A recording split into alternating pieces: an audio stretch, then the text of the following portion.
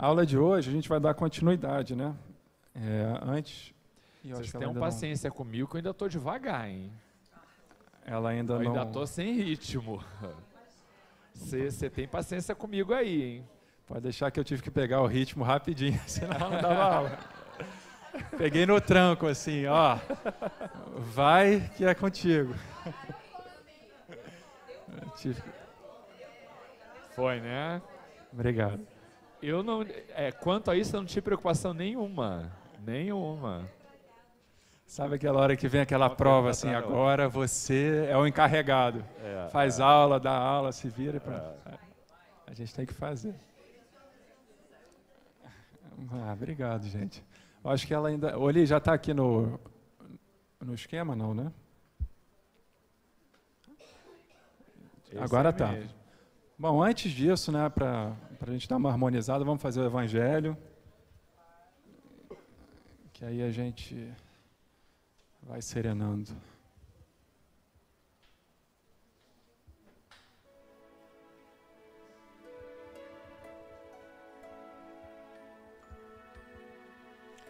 O mandamento maior. Mas os fariseus, tendo sabido que ele tapara a boca aos saduceus, se reuniram. E um deles, que era doutor da lei, foi propor-lhe esta questão para o tentar. Mestre, qual o grande mandamento da lei? Jesus lhe respondeu: amarás o Senhor teu Deus de todo o teu coração, de toda a tua alma, de todo o teu espírito. Esse é o maior e o primeiro mandamento. E aqui está o segundo, que é semelhante ao primeiro. Amarás o teu próximo como a ti mesmo. Toda a lei e os profetas se acham contidos nesses dois mandamentos.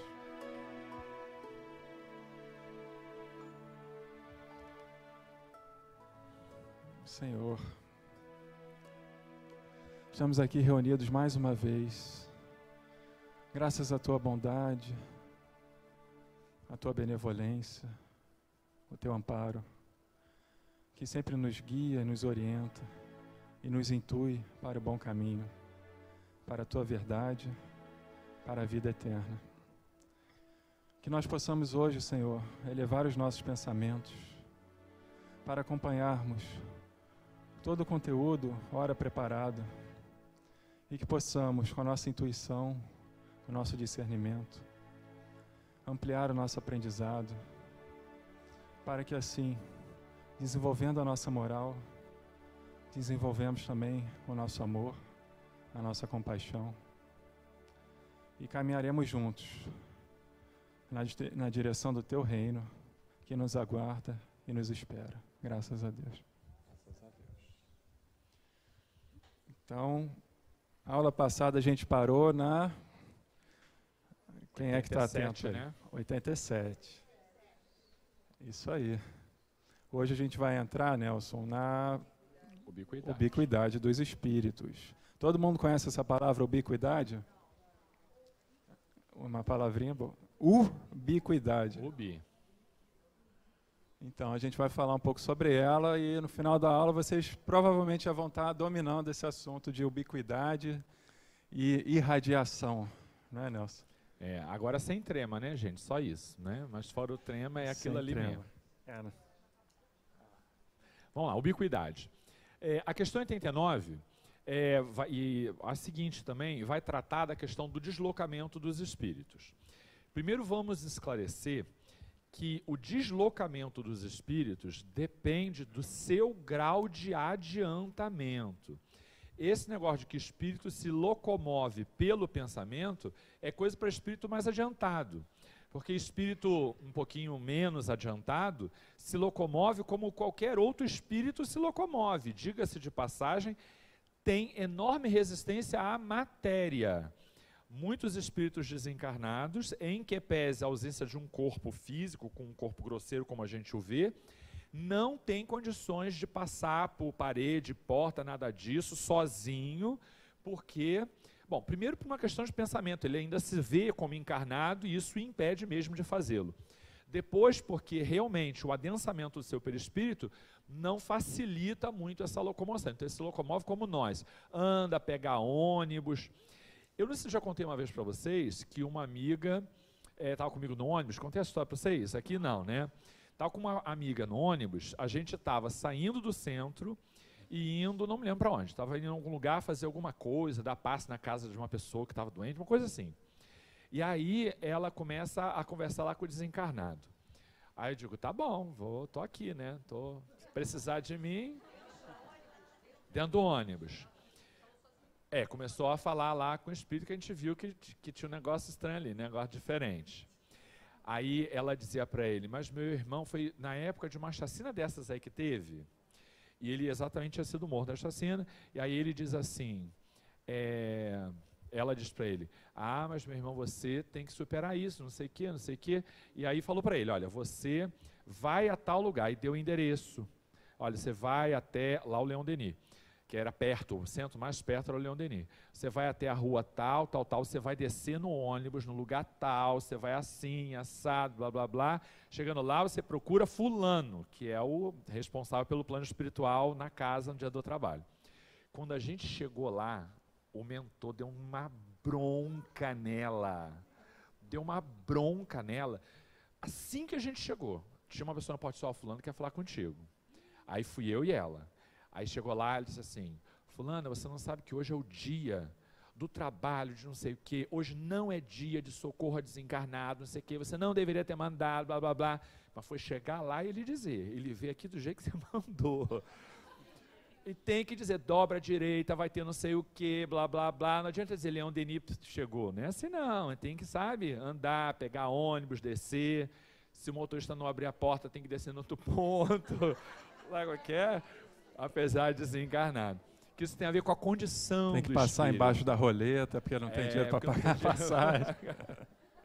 É isso aí. Aí, olha só. Os espíritos gastam algum tempo para percorrer o espaço? Sim, mas fazem-no com a rapidez do pensamento. Ele está demonstrando a possibilidade. Agora, repito, isso é compatível com o seu desenvolvimento, tá bom? E o pensamento não é a própria alma. A gente já viu isso lá no começo, não. O pensamento não é a alma. O pensamento é um atributo da alma, porque quem pensa é o espírito, não é o cérebro. O cérebro recebe e, né, transmite para o corpo aquilo que o espírito em pensamento traz. A próxima, acho que vai só completar essa ideia. Quer ver só? Está contigo o controle da coisa? 89, vamos para 90. Bom, mas a gente vai... Ajuda aí, Oli. Ah, tá. Pensei que você estivesse na casinha.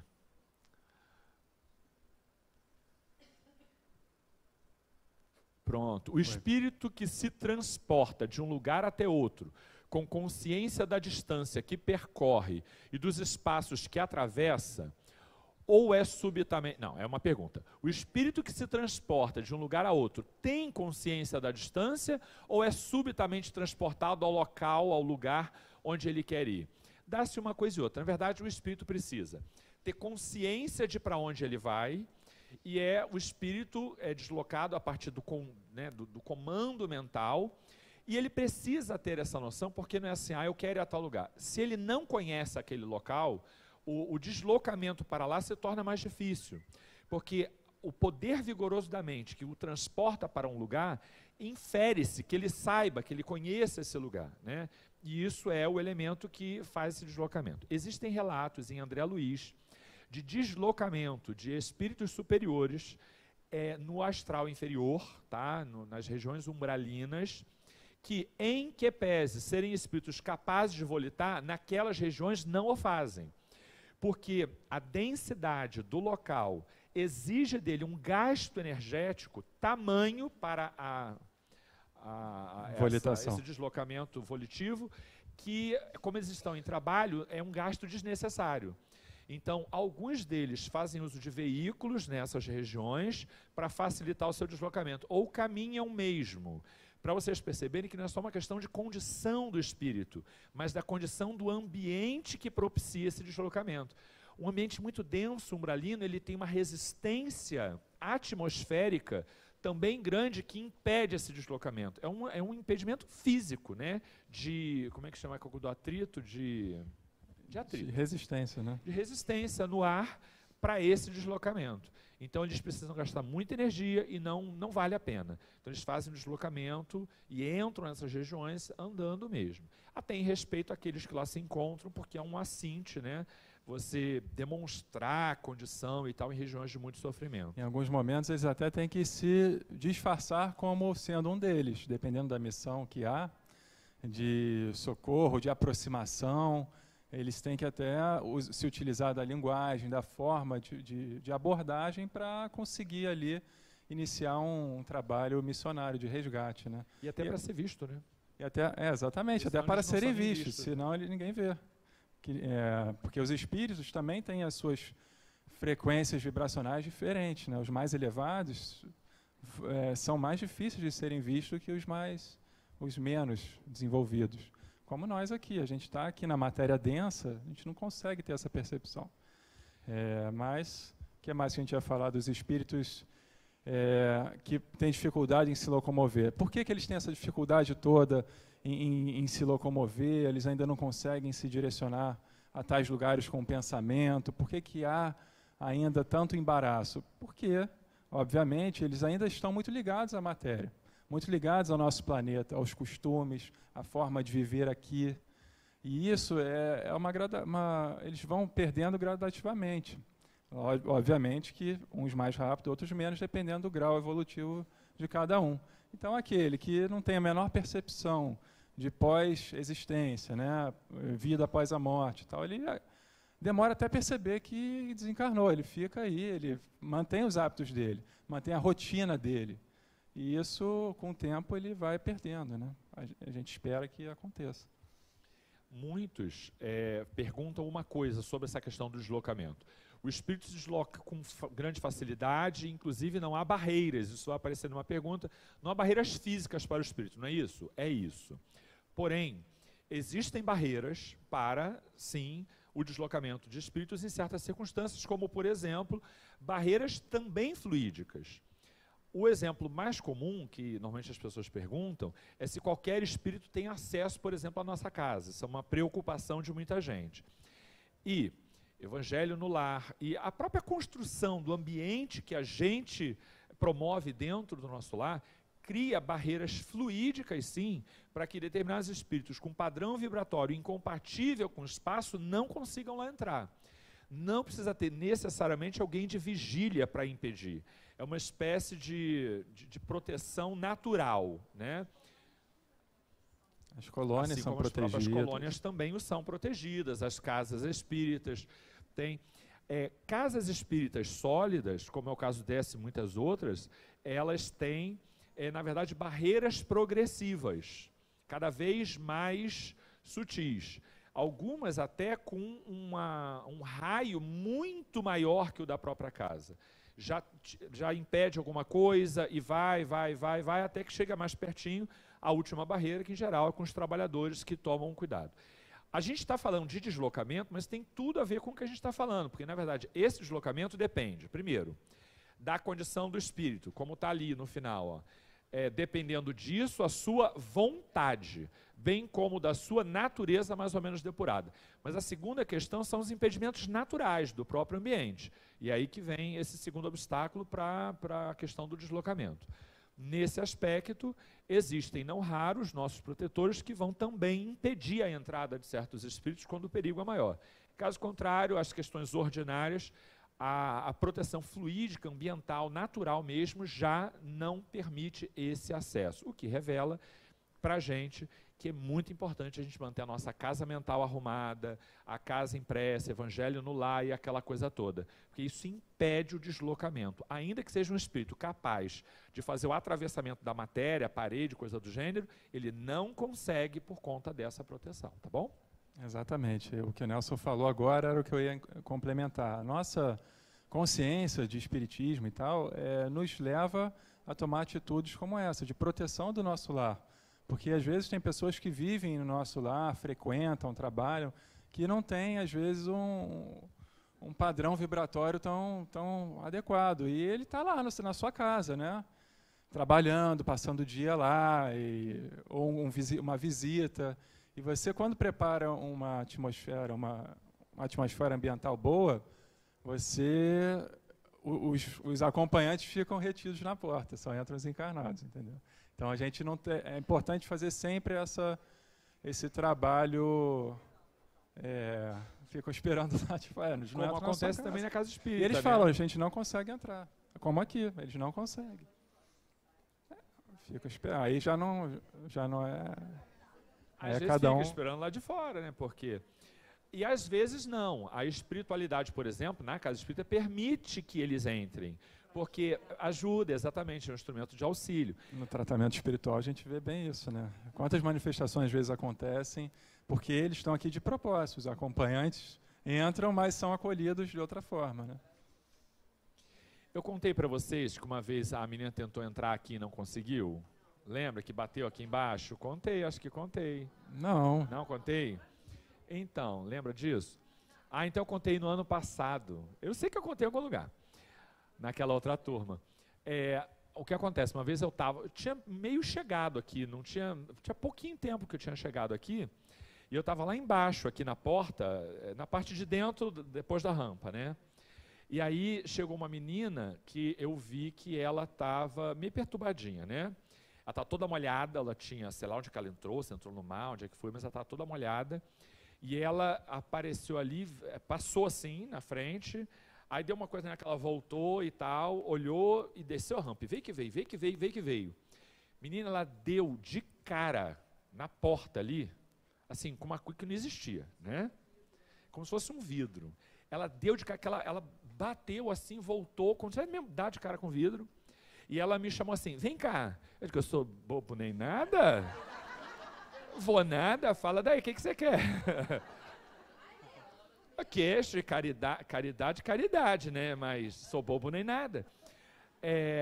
E aí, se vocês não permitiram que entre, sou eu que vou até aí? Não, o que você quer? Ela disse assim, eu quero uma roupa. Aí eu falei, olha, não sei, não conhecia nada ainda, né? E falei, vou ver se alguém pode ajudar. E aí a pessoa que veio foi bem esperta, percebeu logo, e aí parou do lado de dentro e disse, pois não. Não saiu, viu que... Não, estava encarnada. Mas tinha ali essa coisa. Então, assim, eu volto a dizer, ainda que encarnado, o deslocamento da gente depende muito das possibilidades que a gente encontra em cada ambiente. Se não é um impedimento físico, é um impedimento, como é que a gente explica isso? Um mal-estar que a pessoa não consegue ficar ali. Sabe, isso traz um incômodo que a pessoa não consegue ficar ali, que promove esse deslocamento da pessoa pela via indireta. Então, deslocamento depende de vontade e condição ambiente. São duas coisas que a gente precisa reconhecer para apreciar essa questão do deslocamento do desencarnado. Isso tem tudo a ver com o que a gente vai falar daqui a pouco, porque mais daqui a pouco a gente vai estar falando de perispírito. Isso tem tudo a ver com perispírito, né? Porque essas questões, a condição, a ambiência e tal, você carrega pelo perispírito. Diga.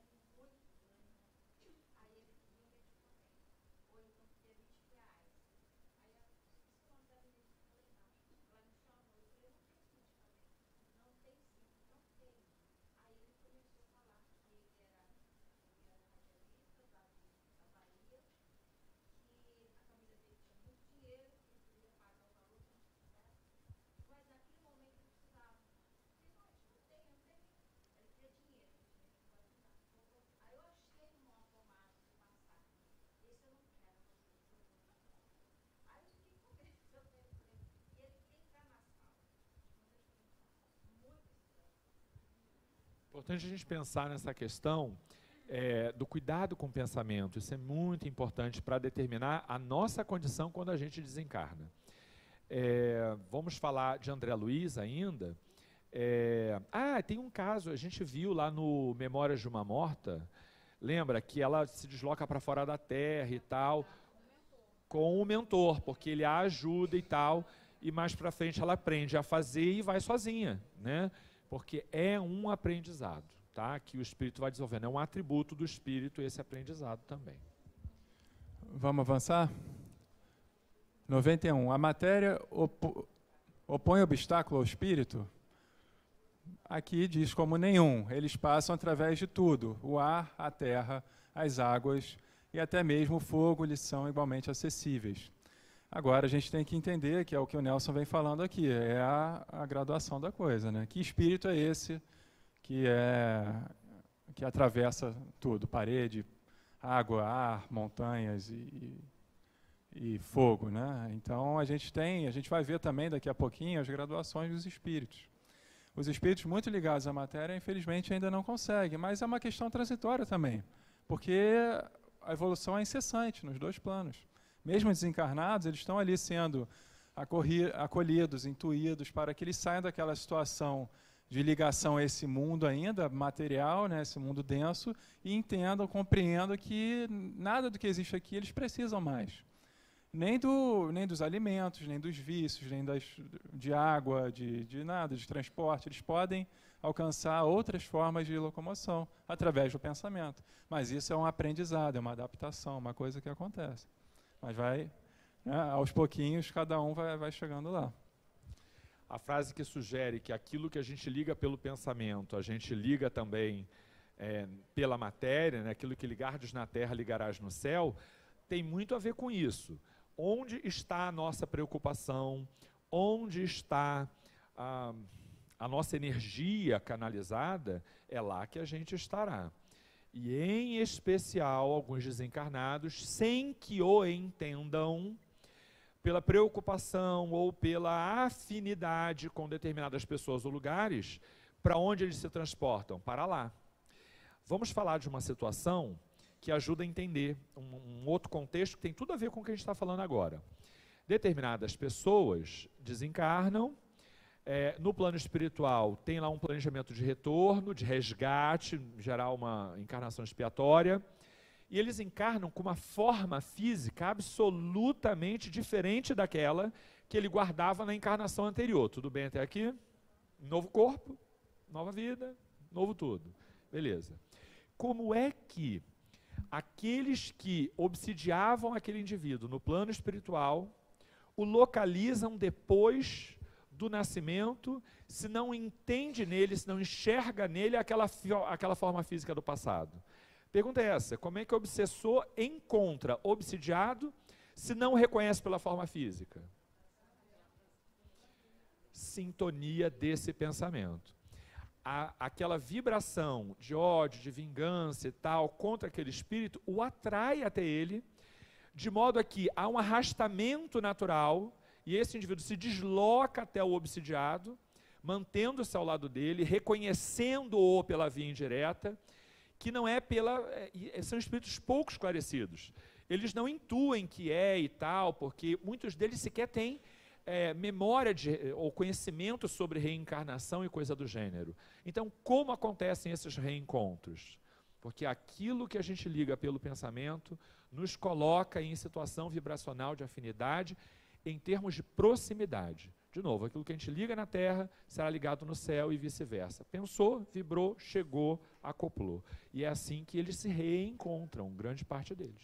E quem aqui também nunca passou por isso como encarnados? Por exemplo, você está em casa e vem uma coisa, fulano está chegando, aí quando vê, bota a chave na porta e entra. Várias vezes isso acontece com a gente, porque às vezes a gente já tem a percepção de que aqueles pensamentos daquela pessoa que está chegando já estão, às vezes, dentro da sua própria casa, já estão pensando em chegar, em estar ali, e você vai se ligando a ele quando vê, chegou. Nossa, é incrível. Às vezes eu estou chegando em casa, minha filha fala, papai está chegando, aí papai chega, porque eu já vou chegando em casa pensando que tem que chegar em casa, tem que fazer isso, fazer aquilo, isso aqui. Eu acho que eu já vou impregnando o ambiente em casa e ela absorve aquilo e sabe. Então a gente tem essa capacidade.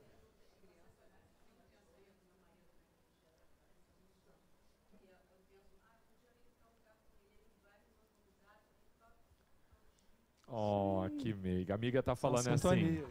Olha isso. Isso é coisa que a gente não conta por aí não, amiga. Senão você perde o marido, hein? Veja lá, hein? O quê? Ela está dizendo que ela pensa, eu queria fazer tal coisa e tal, e daqui a pouco o marido manda o WhatsApp convidando exatamente para fazer aquilo. Marido assim a gente esconde, filha, a gente não anuncia muito não, porque... Né? Oi? O quilo... menina, Tá difícil no mercado, né, filha? Quer desabafar? Quer? Quer desabafar? Não, mas o mercado tá difícil, né? É verdade. Já conseguiu, você já tá fora de mercado, você, né? Você já conquistou o teu. Outra pergunta lá.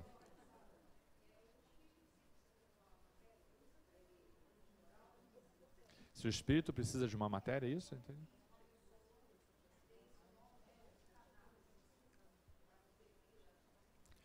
O espírito desencarnado precisa de um corpo para vir à Terra, é isso? Olha, depende. Esse espírito, ele estava aqui e desencarnou. Eles normalmente mantêm a aparência perispirítica dele, que não deixa de ser um corpo, entendeu? Não, corpo físico não precisa, né? Corpo físico não precisa. Corpo. A gente vai responder isso melhor daqui a pouquinho, quando a gente for falar do perispírito. O perispírito é um corpo, né? Mas não é um corpo como esse, você está vendo, né? É um corpo mais fluídico, é o próprio nome, corpo perispiritual. É a maneira como o espírito se manifesta. Deste corpo, a gente ainda precisa para se manifestar por aqui. Agora, de um corpo físico e tal, não, exatamente essa é a característica do desencarnado. Ele aqui se encontra, ele por aqui é visto, quem tem a mediunidade de clarividência, mas só quem tem clarividência enxerga o espírito, porque ele só se manifesta pelo corpo espiritual, não pelo corpo físico. É porque essas expressões, elas são um pouco imprecisas. Porque a gente fala corpo físico, corpo espiritual. Parece que o corpo espiritual não é físico. E é matéria, porque a gente viu lá.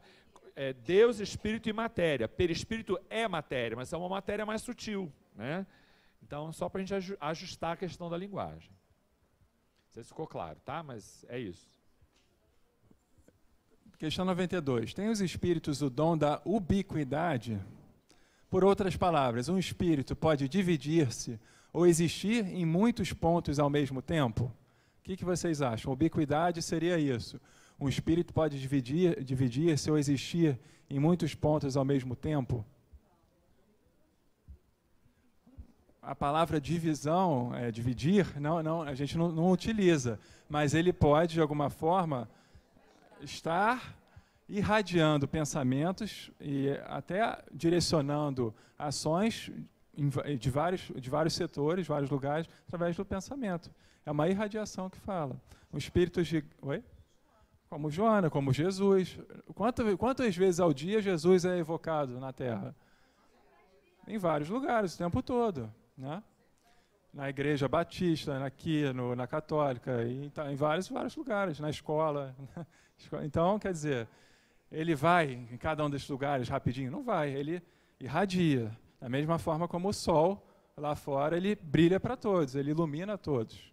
Todos mesmo, até aqueles que, né, diferente de nós, os que não querem, os que o negam, ele está lá, ele está irradiando. É um sol, aqui nós temos um sol, exatamente. Mas os espíritos, como assim? É uma unidade, exatamente, é uma unidade. Ubiquidade é isso. A possibilidade de o espírito se manifestar ostensivamente em mais de um lugar. Vou te dar um exemplo. Vamos devagar, a onipresença... A onipresença é maior. A onipresença é alguma coisa maior, né? Porque eu vou te explicar. Os espíritos mais adiantados, mas bem mais adiantados, chamados espíritos puros, eles têm uma condição de onipresença, ele tem uma irradiação de compreensão de muitas e muitas e muitas situações e contextos diferentes e tal. Eu não diria tanto, pela ubiquidade não precisa de onipresença, basta que ele consiga se manifestar em dois lugares ao mesmo tempo. A gente tem histórias, né, de alguns médiums que têm a possibilidade, que tiveram, que manifestaram a possibilidade da ubiquidade de forma ostensiva. Mas vou dar um exemplo mais próximo de nós. O Vanderlei Oliveira esteve aqui há pouco tempo na casa, não pude vê-lo. Como sempre, deve ter sido muito bom, porque eu gosto muito do trabalho dele. Mas a penúltima vez que ele veio, e ele deu um curso, foi domingo, não foi? Deve ter sido um encontro de domingo. E aí o Vanderlei contou uma história, quem esteve vai lembrar. Ele contou que ele foi a uma casa que tinha adequada assistência espiritual, que ele, dando a palestra, Hermance Dufour, que é a sua mentora, o convidou para ver o que estava acontecendo lá fora. E dando a palestra, ele se comunica com ela dizendo, mas minha irmã, estou fazendo a palestra. Ela diz, não, vai com fulano que eu continuo. Então assim, ele está ali dando palestra, está falando e tal. O espírito dele está vinculado ao corpo, porque senão ele não se manifesta, não é? Então está ali o espírito, ele está em absoluta condição ostensiva, se manifestando. E ele foi levado para fora da casa e estabeleceu diálogo por quase 10 minutos com aqueles que tentavam invadir a casa para prejudicar a ambiência. Quem estava aqui lembra dessa história? Ele contou isso no encontro de domingo. Então, isto é, na essência, a ubiquidade. Ele se manifesta ostensivamente, durante uma palestra, falando, o espírito dele está atuando sobre o corpo, ainda que orientado pela sua mentora, para orientar o conteúdo e tal, e ele se manifesta fora da casa, também ostensivamente, conversando com o desencarnado. Então, esta possibilidade que o espírito tem de atuar em 2 lugares diferentes, repito, ostensivamente, porque o corpo vai estar aqui, o espírito está lá, não é isso. O espírito se manifesta em mais de um lugar, não é por dividir, porque o espírito não se divide, não se... Né?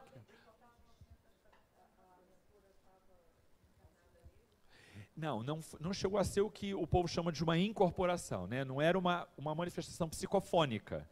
Ela estava dando a ele a orientação, uma ajuda para a continuidade da palestra, intuindo o que, para espíritos ainda um pouco mais adiantados, nem precisa, porque ele faz as 2 coisas sozinho. Está aqui e está lá. Existe a história clássica, só não me pergunte o nome, está combinado, né? Porque eu esqueci o nome.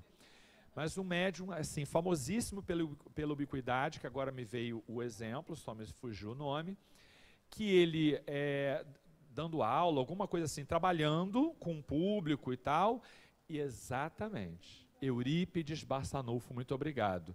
E ele atuou ostensivamente no julgamento do pai, participando ativamente da sua defesa. Então ele fez as 2 coisas ao mesmo tempo, certo?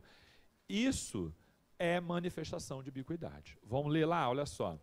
Não pode haver divisão de um mesmo espírito, mas cada um é um centro que irradia para diversos lados. Isso é o que faz parecer que um espírito está em vários lugares ao mesmo tempo. Ele, a rigor, não está, mas o seu espírito se manifesta. Porque essa possibilidade da irradiação tem tudo a ver com deslocamento. Assim como a gente se locomove, né, com muita rapidez, pelo pensamento, o espírito também atua em mais de um lugar. Tá bom?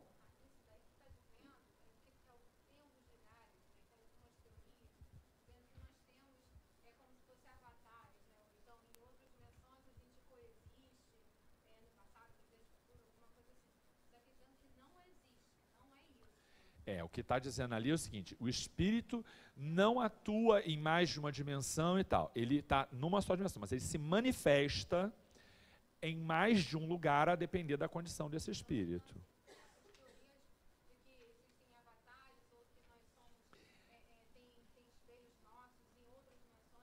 Essa questão da manifestação espelho, ela é mais complexa, a gente pode discutir isso com calma, porque eu não vou negar isso em absoluto, mas é outra coisa, tá bom? A gente pode dizer agora que, do ponto de vista da ubiquidade, o espírito se manifesta em mais de um lugar. Essa questão das dimensões tem uma outra linha de teoria que eu não vou negar isso em absoluto não, mas não é o mesmo espírito se manifestando em 2 lugares, tá? Isso tem a ver com uma noção de tempo que a gente tem muito ainda presa a essa noção da matéria que a gente conhece. Mas há coisas diferentes. A gente pode conversar com mais calma sobre isso. Pode falar.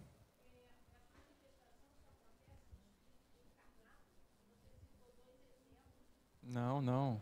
Espíritos desencarnados, principalmente, são os que mais fazem esse tipo de coisa, essa ubiquidade, né? Eles conseguem intuir centros espíritas, por exemplo, dar instruções e trabalhar em outras searas, em outras... Mas o primeiro exemplo que ele deu foi de Jesus. Eu falei de Jesus, Né? ela falou de Joana. Joana. Né? São espíritos de alta grandeza. Né? Agora, se Eurípides Barçanufo fez isso aqui encarnado, né? De alguma forma, a gente pode também, aos poucos, tentar desenvolver isso. Como é que a gente desenvolve um pensamento irradiante, por exemplo, para todos? A gente já falou disso em alguma aula. Com orações, com direcionamentos para determinados grupos sociais, para determinados países, para determinadas religiões e povos.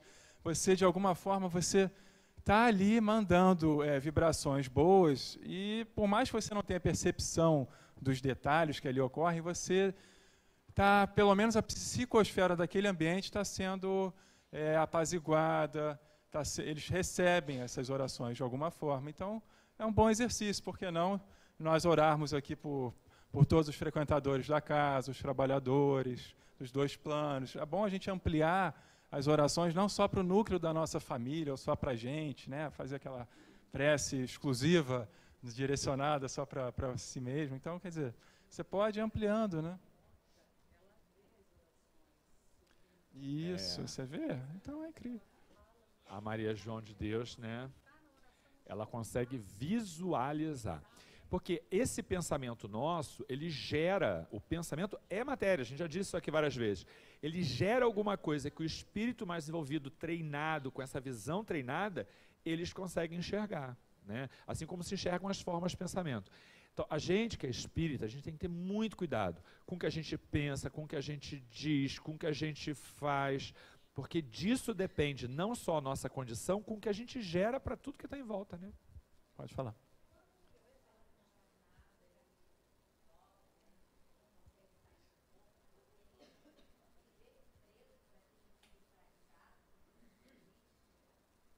Faz a pergunta de novo para o povo de Quando casa. uma pessoa desencarna, é isso? Não, encarnado, e se desdobra, ele consegue visualizar o cordão de prata que o liga ao corpo, é isso?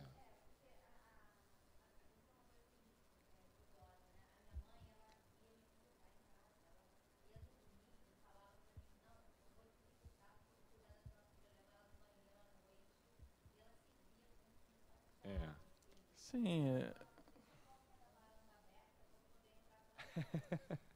também. Olha o olhar do encarnado, né? Ele existe, ele é a matéria.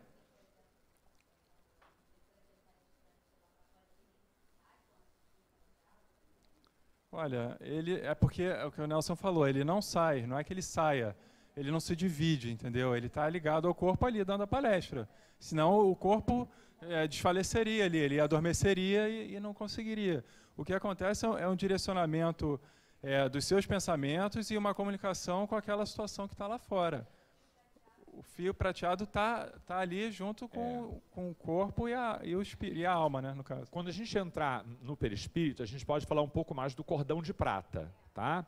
Mas por hora vamos pensar assim, por isso eu falei, não confunda ubiquidade com desdobramento. Não pensa corpo-espírito, o corpo está aqui, o espírito está lá, porque isso é desdobramento. Na ubiquidade, o espírito se manifesta aqui e se manifesta lá. Não vou dizer nem está, porque o espírito então ele irradia. Vamos abstratizar um pouco isso, ele irradia. Porque no caso do desdobramento, o corpo está num lugar e o espírito está em outro, manifestado pelo perispírito está em outro. Aí você tem o cordão que liga.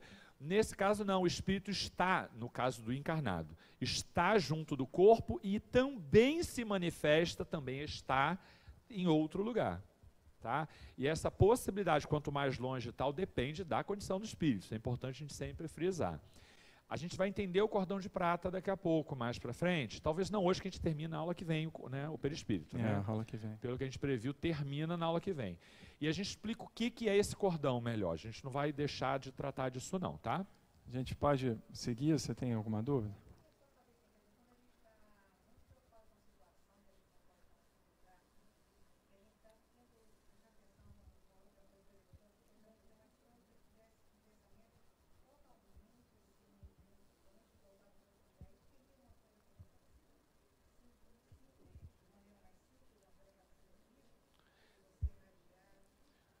Quando você está preocupada com alguma coisa, né, que é o que você está perguntando, se você se liga àquele lugar. Se liga àquele lugar, mas Com não certeza. necessariamente promove o fenômeno da ubiquidade. Isso é só a preocupação, quer dizer, o teu pensamento de alguma forma está lá e você irradia lá, mas o teu espírito não se manifesta nos dois lugares. Ubiquidade não é atributo de qualquer espírito, depende de um certo grau de adiantamento, tá? Tem dúvida?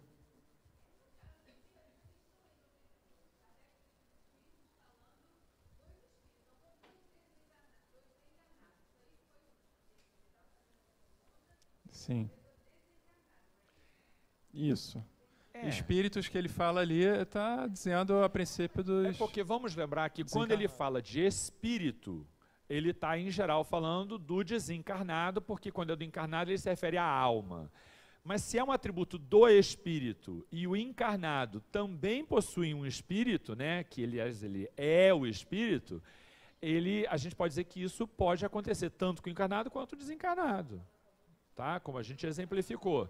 Então isso é um atributo do espírito, tá? Então dá para acontecer nos dois planos, não tem problema com isso.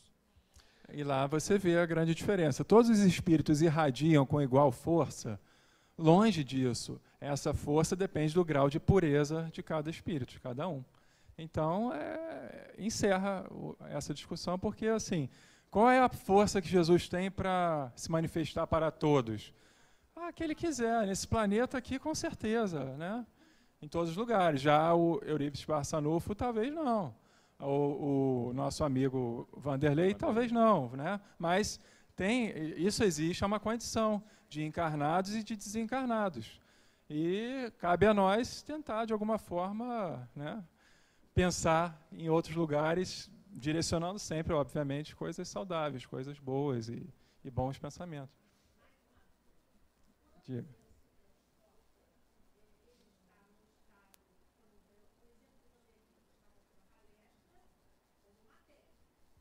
Ele estava dando palestra, estava ali com o corpo em vigília.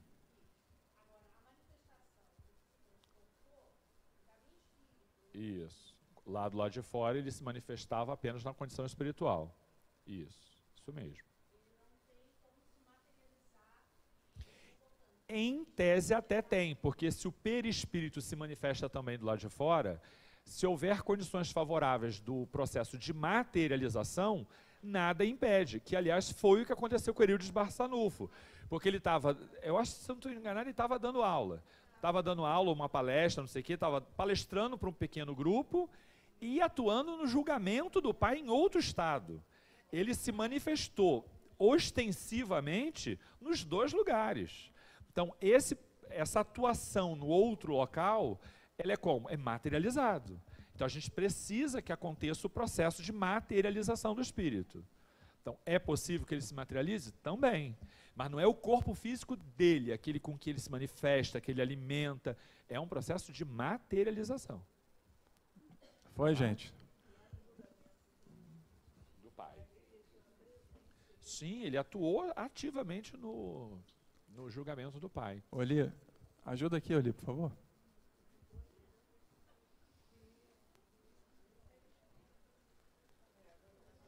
Pronto, o tão sonhado perispírito chegou. Chegou e já foi. Foi. Perispírito, gente. Vamos começar a falar dele, né? O ser humano é, pois, constituído por 3 elementos essenciais e diferenciados, que se interpenetram mutuamente sem perder a autonomia, no que chamamos corpo ternário, fenômeno trifásico da existência humana, 3 entidades distintas: espírito, corpo e perispírito, partes de um único organismo divino em busca de uma única finalidade, a integração cósmica com a mente de Deus. Olha que missão linda, e a única, viu? Você vê como a gente às vezes perde tempo com tantas outras que são secundárias a essa aqui. O perispírito, na qualidade de mediador plástico, liga positivamente a alma pensante ao organismo corpóreo. É quem recolhe as manifestações do espírito e transmite ao corpo físico, provocando-lhe as sensações necessárias para materializar as ações.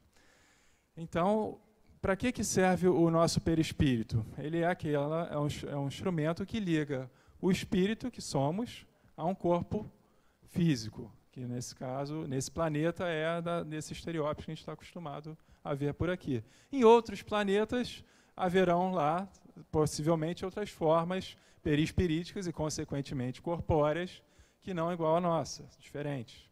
E por aí vai. O perispírito é isso, porque o espírito em si, ele tem uma alta voltagem, não é isso, Nelson? Ele tem uma frequência vibratória elevadíssima. E o corpo denso, ele tem uma frequência vibratória mais baixa, bem mais baixa.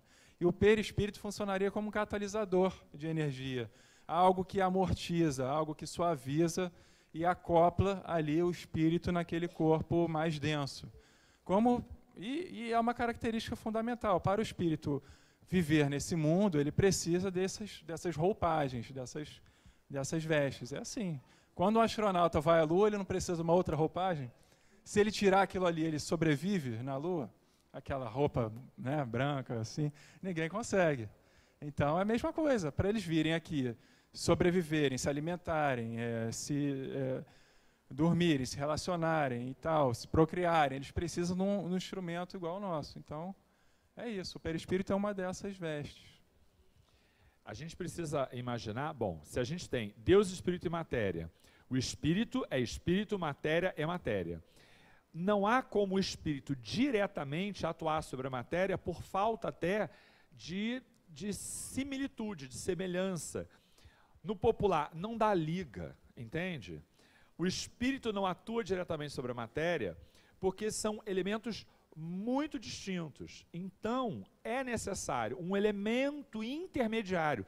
E é intermediário mesmo, porque é matéria, o corpo perispiritual, ou perispírito, é matéria, mas é uma matéria muito mais sutil.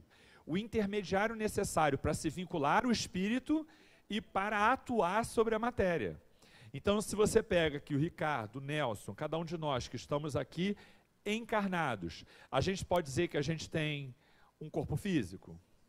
A gente pode dizer que a gente tem um perispírito atuando sobre esse corpo físico? A gente pode dizer que há um espírito atuando e governando esse corpo físico? As três coisas. Não vamos nem entrar na discussão sobre os vários corpos, né? Porque já tem a história, né, que a gente vê na literatura oriental, dos vários corpos, dos 7 corpos e tal, que Kardec não trabalhou com essa nomenclatura, mas André Luiz, em alguns momentos, discute isso, e ele fala, olha só, cada um dá um nome diferente, faz uma abordagem diferente, mas a rigor, a ideia dos 7 corpos representa a ideia da contínua, gradativa, purificação, melhoramento, evolução do corpo. É como se fossem etapas, como se a gente fosse tirando cascas e tal, a rigor, o que a gente está fazendo? Progressivamente, dando cada vez mais um aspecto sutil para esse perispírito, que vai sendo cada vez menos grosseiro e cada vez mais etéreo, cada vez mais compatível com mundos avançados, em que é a matéria sutil que atua ali. Então, esses corpos representam as várias etapas por que o espírito passa para que ele chegue à condição de um espírito mais puro. Tudo bem? Então, assim, tecnicamente não são vários corpos. É como, vamos usar a figura, é como se fossem camadas, que você vai desprendendo e sutilizando cada vez mais o teu perispírito, tá? Pode falar.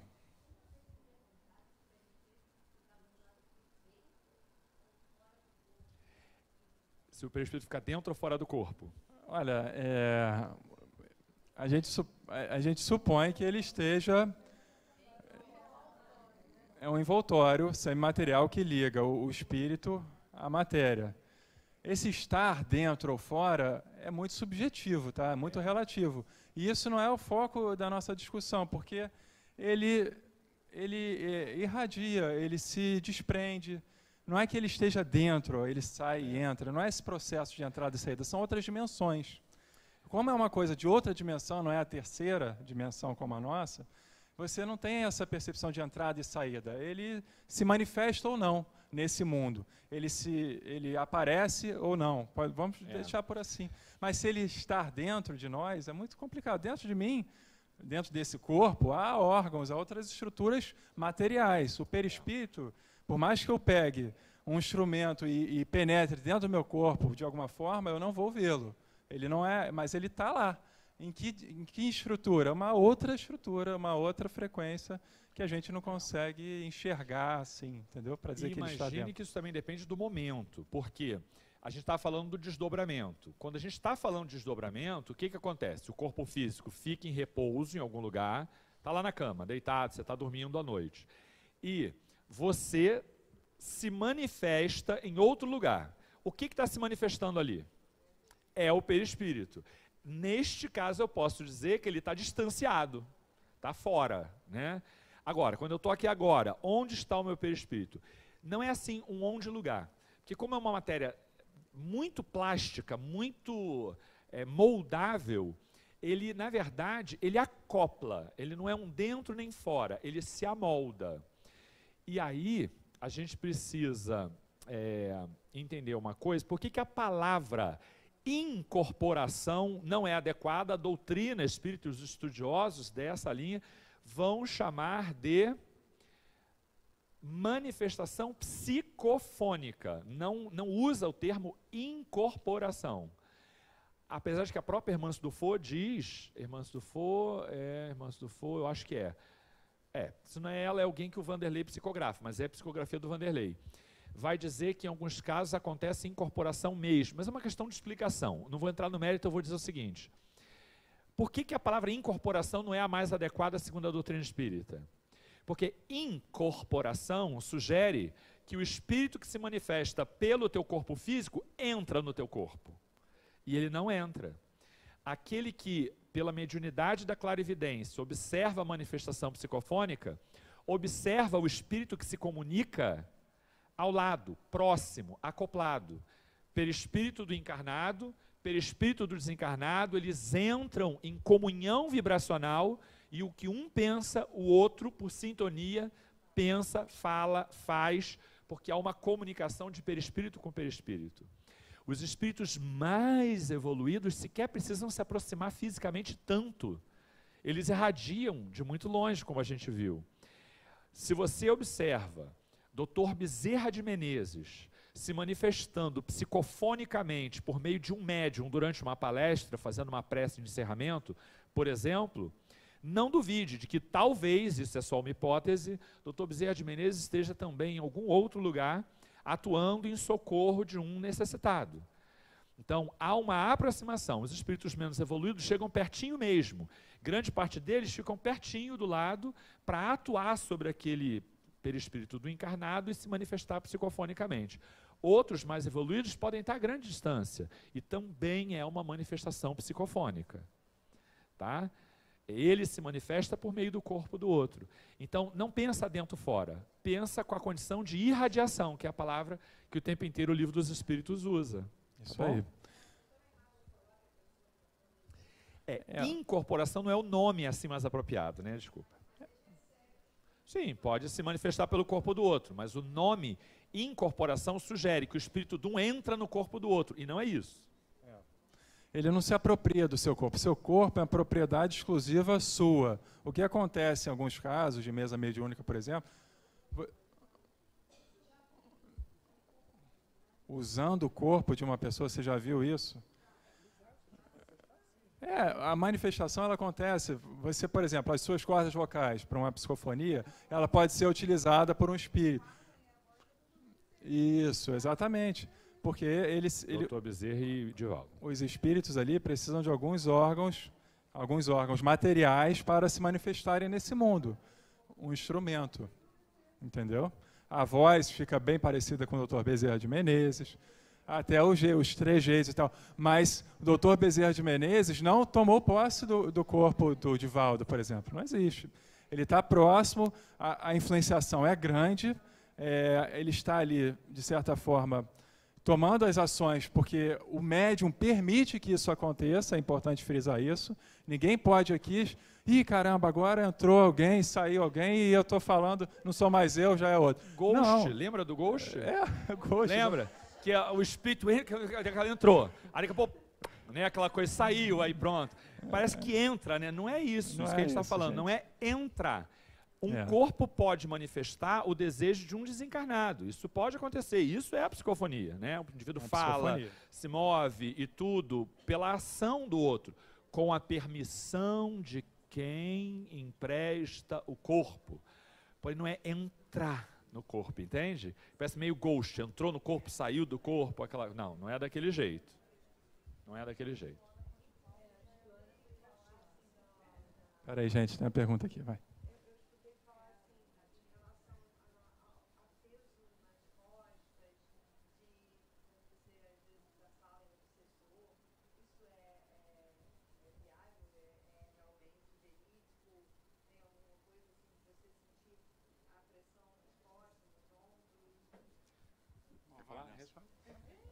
Olha só, sinceramente, eu não sou dessa linha de raciocínio.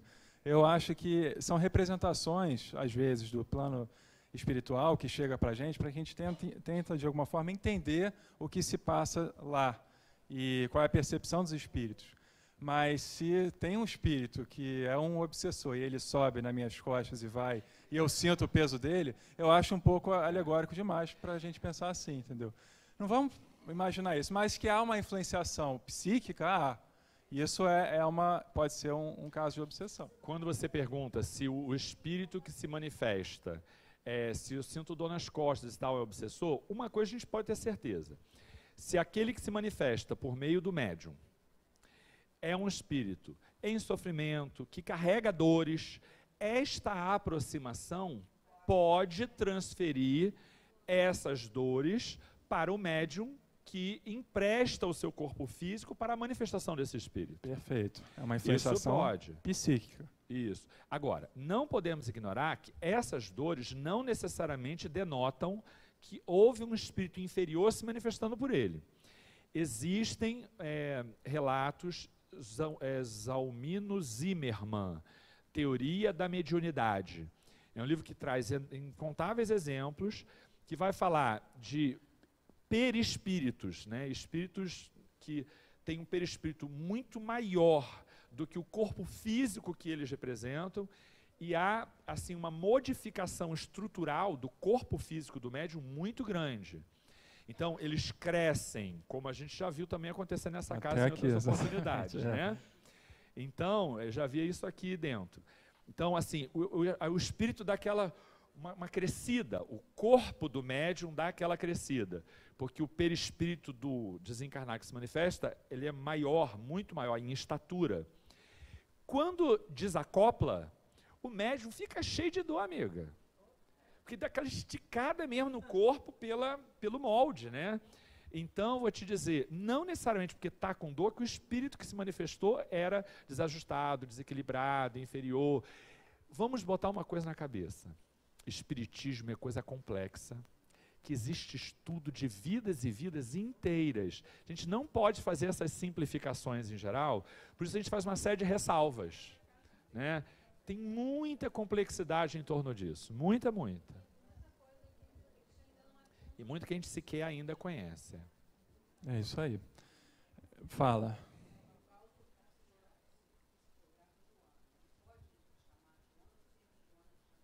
Normalmente, o telefone toca de cima para baixo, tá? A gente os espíritos não são assim, vou ficar aqui esperando o Divaldo me chamar para... Olha, com certeza, ele manda pensamentos, comunicações, ele tem essa intenção, mas cabe a ela.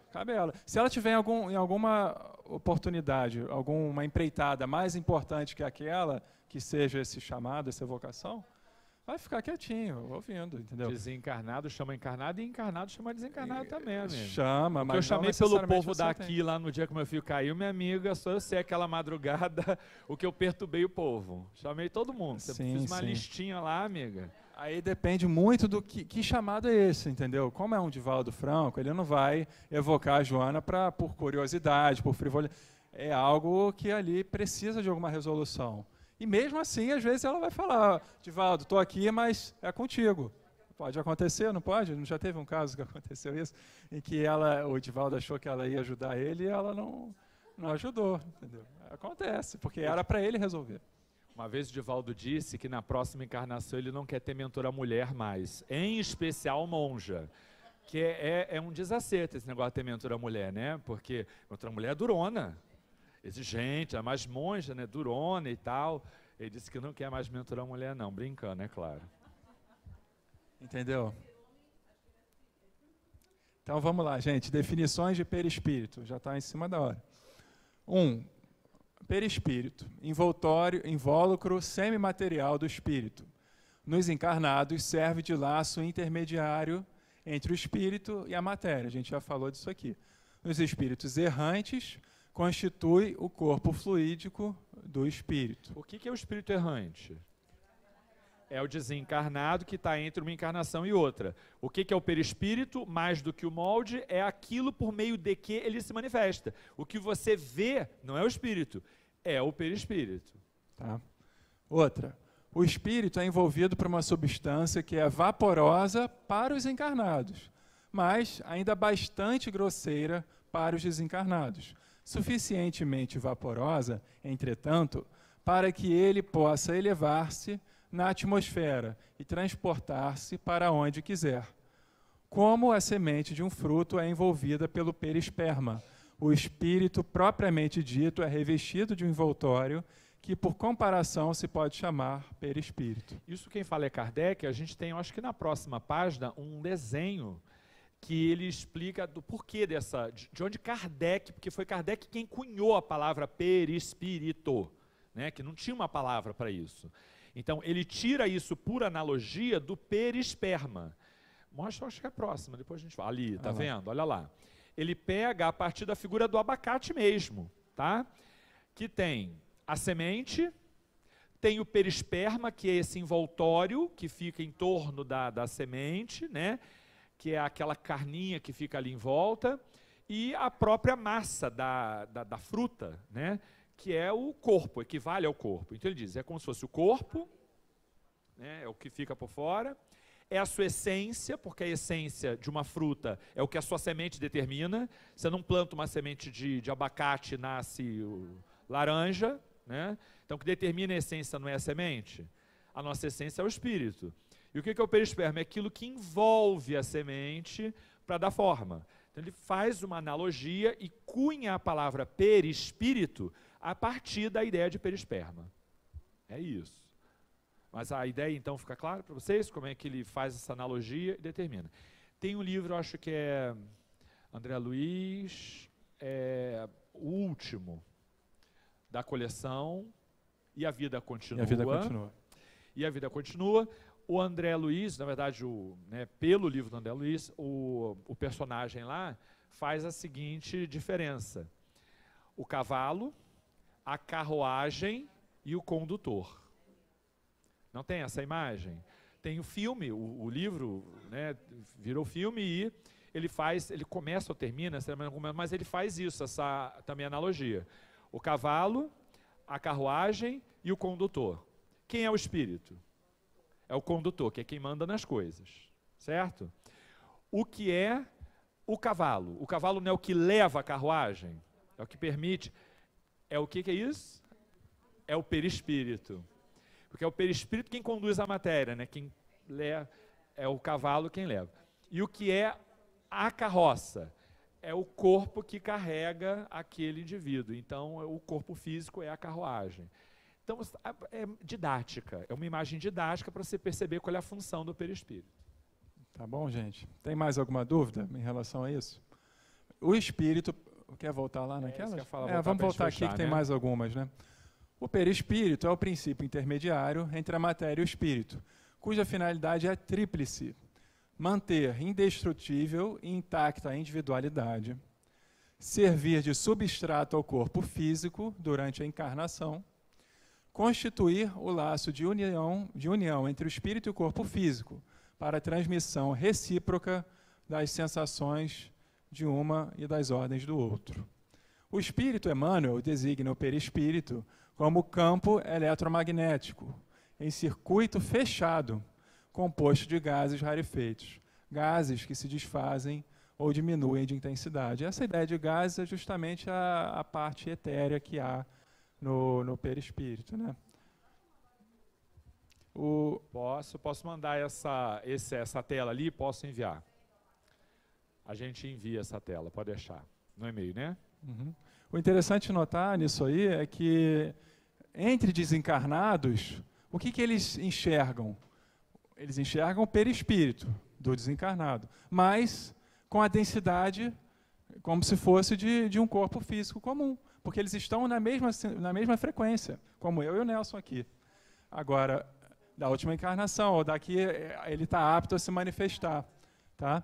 Mas vamos supor que algum espírito de uma esfera superior venha e se manifeste para aquele grupo de espíritos desencarnados, de determinada colônia de trabalhadores ali.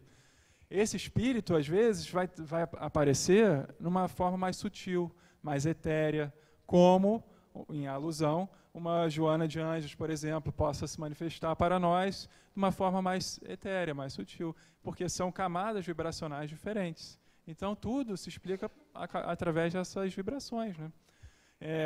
Por isso que, às vezes, o espírito, quando desencarna, não tem essa percepção de que ele agora é um perispírito. Ele acha que ainda está, né? Que ainda tem a matéria ali, porque ele tem o tato de si mesmo, ele consegue, de alguma forma, se encostar, né? E mantém as formas, exatamente. Tem uma foto? Uma ilustração. Mais uma está aí para frente. Vai mais. Aqui? Mais. Aí, olha lá.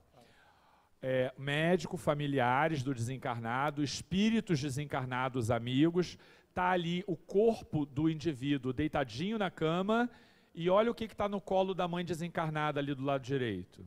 Ele quem? O perispírito. Agora reparem o corpo físico menos denso aqui desses dois amigos espirituais. Ó. Tá vendo? Eles são quase Esses fantasminhas são transparentes, desencarnados, que ajudaram no desenlace desse personagem aqui. Está desencarnada. A mãe está desencarnada, que por privilégio, por benefício, por mérito, por algum motivo, ela estava ali o recepcionando naquele instante. Normalmente são cenas de muita emoção. Uma mãe desencarnada recebeu um filho que acabou de desencarnar, ou que acompanhou o desencarne do filho. Por mais que ela esteja já em graus elevados. Né? E ali ele já desencarnou ou não? Por que não? Porque ainda tem o cordão de prata. Tá vendo? Ainda está ligado. Ele vai desencarnar ali, tá? Mas ele ainda está encarnado. Fala. Também, com certeza. Dos dois. Exato.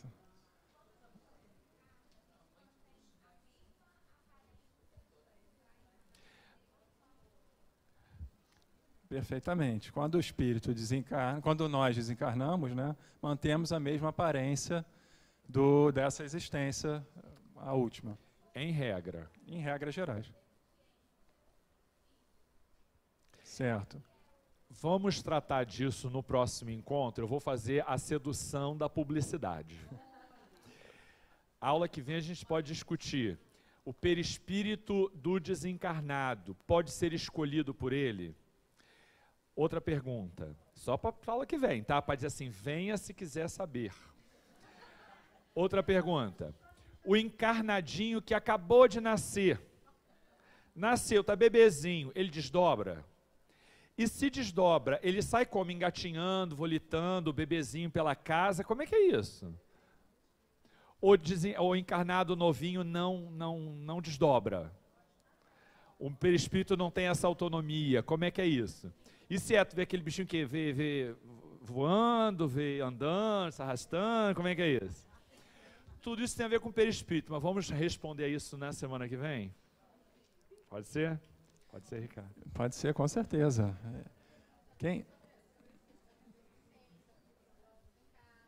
São várias questões, são muitas questões ainda para se desdobrar de perispírito e claro que é de interesse de todo mundo aprender essas coisas, porque somos nós, né?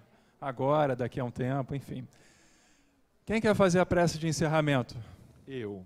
O Nelson? Ah, que lindo. Obrigado, eu quero fazer prece. Então, Menina, estou com saudade de estar aqui, de fazer prece. Bom, primeiro eu queria agradecer muito a vocês todos pelo carinho, pelo apoio, pelas mensagens, pelas preces. Queria agradecer demais. Vocês me são muito caros. Eu tenho enorme carinho por todos vocês. Senti uma falta inacreditável de estar aqui, de estar com vocês. Não tenham dúvida de que estar com vocês, estar nesta casa, é para mim um enorme privilégio, tá? Então, obrigado pela existência de vocês na minha vida. Bom, quero também agradecer a Deus a oportunidade de estar aqui dividindo esse espaço com o Ricardo, que é um amigo muito querido, um amigo leal, dedicado a essa tarefa, uma pessoa que, como cada um dos trabalhadores desta casa, precisa deixar muitas coisas, assim como cada um de vocês também, precisam deixar as suas atividades para aqui estar. Mas, Senhor, queremos te agradecer por essa oportunidade, porque apenas nos momentos difíceis a gente reconhece a sublime oportunidade de ter um porto seguro, onde a gente dirige o nosso pensamento, a nossa vontade, o nosso amparo, as nossas necessidades. Não há preço que pague a oportunidade do amparo amoroso e carinhoso da nossa mentora querida, Joana de Ângeles, e de todos os trabalhadores dessa falange amiga que atuam sempre em socorro de incontáveis espíritos que, por afinidade ou por necessidade, se ligam aos trabalhos desta casa. Mestre Jesus, acompanha cada um de nós até as nossas casas e fazei das nossas casas e dos nossos corpos espaços sublimes da tua atuação. Que as nossas casas sejam núcleos de socorro para aqueles que precisam e que o nosso corpo seja instrumento de paz, de amor e de equilíbrio para todos aqueles que na rua ou onde quer que estejamos tenhamos a tarefa sublime de auxiliar aquele que precisa. Vivemos tempos difíceis e os necessitados estão em grande número. Que sejamos instrumentos, Senhor, da tua vontade. Que não nos falte sensibilidade e inspiração necessárias para sermos essa conduta de socorro, essa conduta amorosa diante daqueles que às vezes em desequilíbrio se manifestam. Que a gente saiba olhar para esse irmão e compreender a sua condição, se apiedando dele e permitindo que pela tua ajuda, pela tua inspiração, a gente possa melhorar um pouquinho esse mundo que a gente vive, esse país que a gente vive. E que em especial o Rio de Janeiro receba de ti o amparo necessário para que as coisas melhorem, para que as pessoas voltem a prosperar, para que aqueles que sentem fome possam ter saciado esse desejo tão próprio do corpo físico, mas que dói tão fundo na alma sofredora. Ajuda, Senhor, a cada um de nós, porque de acordo com as nossas mazelas, sempre precisamos de algum tipo de ajuda. Tu as conheces em profundidade. Auxilia-nos sempre, hoje, agora, em qualquer momento. Que assim seja. Graças a Deus. Beijo, meu povo. Fica com Deus, tá?